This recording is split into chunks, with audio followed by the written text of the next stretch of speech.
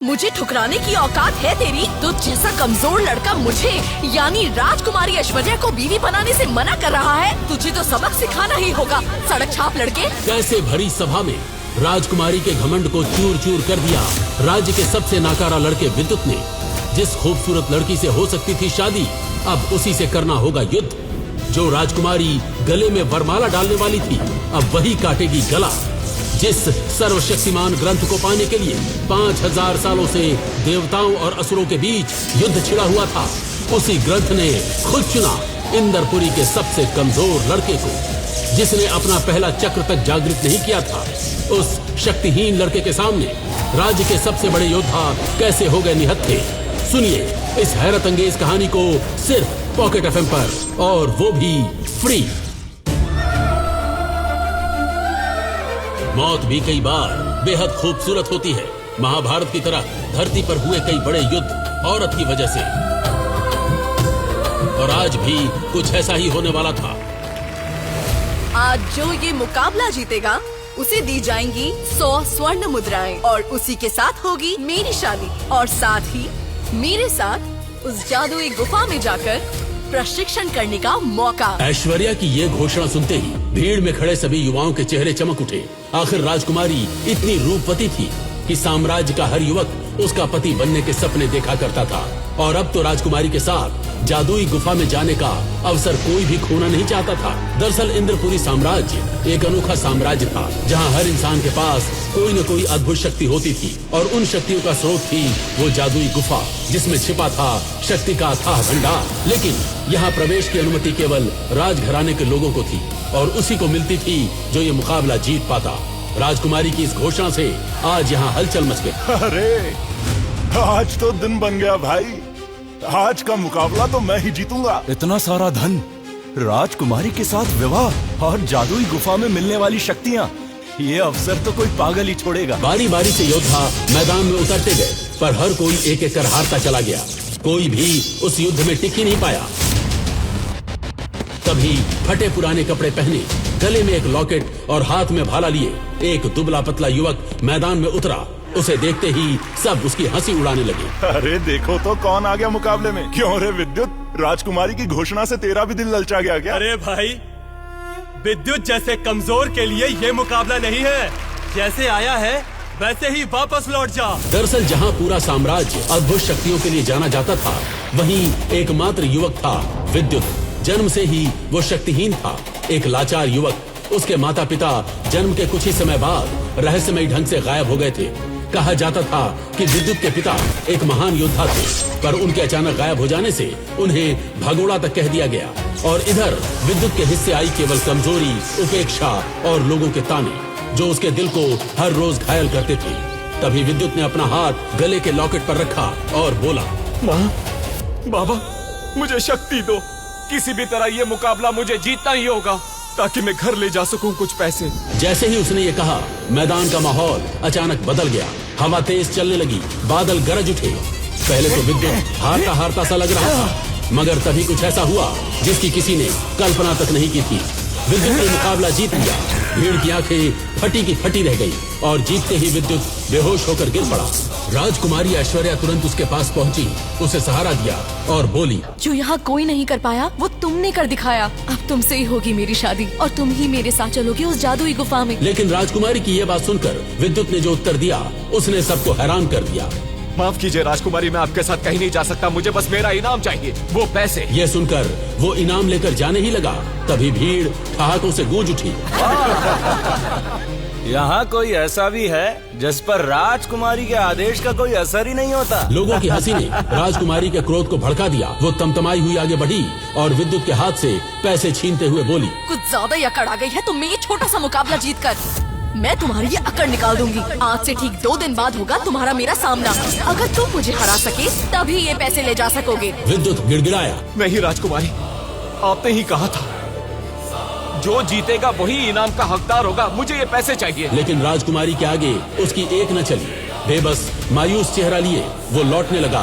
तभी पीछे से आवाज आई, विद्युत, राज घराने वाले तुम जैसे कीड़े मकड़ों को जब चाहे मसल सकते हैं। तूने राजकुमारी की बात न मानकर अपने ही पैरों पर कुल्हाड़ी मार ली। अब न पैसे मिले और न सम्मान, और 2 दिन बाद मुकाबले में राजकुमारी तेरा क्या हाल करेगी ये तो भगवान ही जाने। विद्युत आंसुओं में डूबा जंगल की ओर चला जाता है। ठीक उसी समय किसी को पता भी न चला कि जहाँ एक और सब लोग अपनी साधारण सी जिंदगी जी रहे थे, उसी समय उनके साम्राज्य पर एक भयानक खतरा दस्तक दे रहा था। उधर राजघराने के रक्षक महान ऋत्विक ने अचानक देखा आसमान से गिरता हुआ एक आग का गोला नीचे इंद्रपुरी की तरफ आ रहा था। ये क्या है? वो इतनी तेज रफ्तार से नीचे आ रहा है। जब ऋतिक वेदा ने ध्यान से देखा तो दरअसल वो एक महान योद्धा था जो किसी प्रहार से आहत होकर नीचे गिर रहा था। उसके शरीर से आग की लपटें लगातार निकल रही थी। जैसे ही ऋतिक वेदा उसके पास पहुंचे, उसे देखकर उनके होश उड़ गए। थामा, आप यहाँ इस हालत में? ऊपर सब ठीक तो है ना? थामा भी एक महान रक्षक थे जो सालों से इंद्रपुरी साम्राज्य की रक्षा करते थे ताकि कोई भी बाहरी काली शक्ति साम्राज्य में न आ सके। ऋतिक वेदा के ऐसा पूछने पर थामा ने जो जवाब दिया, उसने ऋतिक वेदा के पैरों तले जमीन खिसका दी। साम्राज्य पर एक बहुत बड़ा खतरा आ गया है। वो अग्नि ग्रंथ के पीछे काली शक्तियों की महारानी दुदुसी पड़ गई है। इंद्रपुरी के लिए सबसे बड़ा खतरा था काली नगरी की रानी दुदुसी, जो इस शक्ति पर कब्जा करने चली आई थी। उसकी काली शक्तियां इतनी प्रचंड थी कि सिल्वर थामा उसके सामने टिक ही नहीं पाया और सीधे आसमान से घायल होकर धरती पर गिर गए। तो क्या दुदुसी वो अग्नि शक्ति ग्रंथ ले गई? नहीं ऋतिक, मैंने उस अग्नि शक्ति ग्रंथ को जंगलों में कहीं फेंक दिया है। फिर तो हमें उस ग्रंथ को ढूंढना होगा।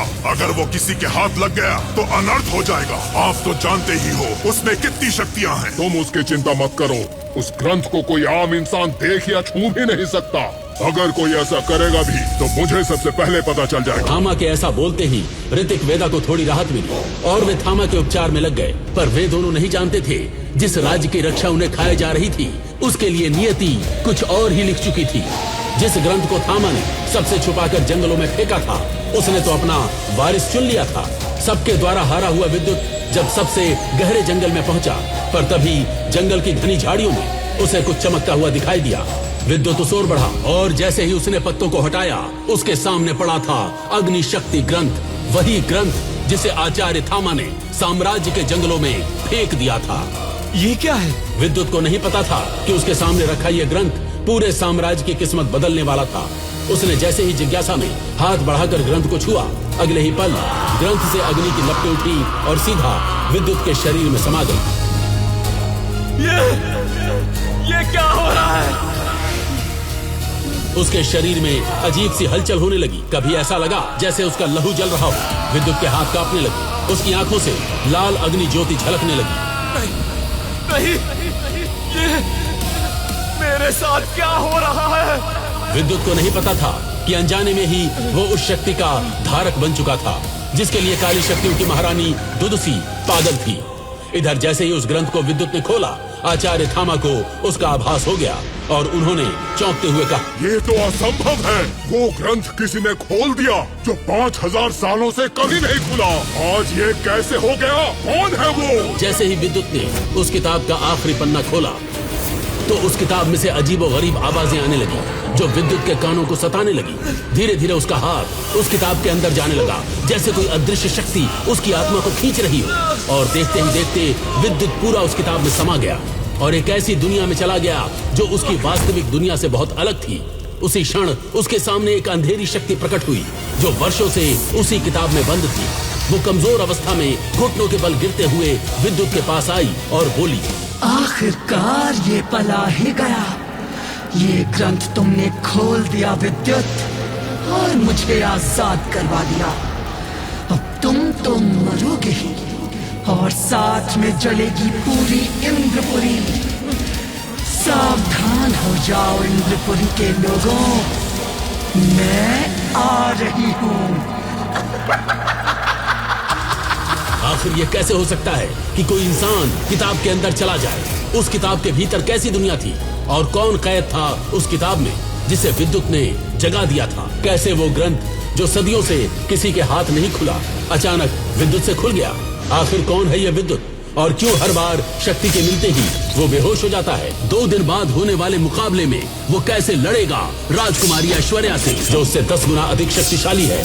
और सबसे बड़ा सवाल, कौन थी वो अदृश्य शक्ति जो अब इंद्रपुरी के लोगों के लिए सबसे बड़ा खतरा बनने वाली थी। इन सभी सवालों के जवाब जानने के लिए अभी नीचे दिए गए लिंक पर क्लिक करके डाउनलोड करें पॉकेट FM और सुनिए रोमांच, तिलिस्म और भावनाओं से भरी विद्युत की होश उड़ा देने वाली कहानी ब्रह्म योद्धा द डिस्ट्रॉयर, सिर्फ और सिर्फ पॉकेट FM पर, वो भी बिल्कुल फ्री में।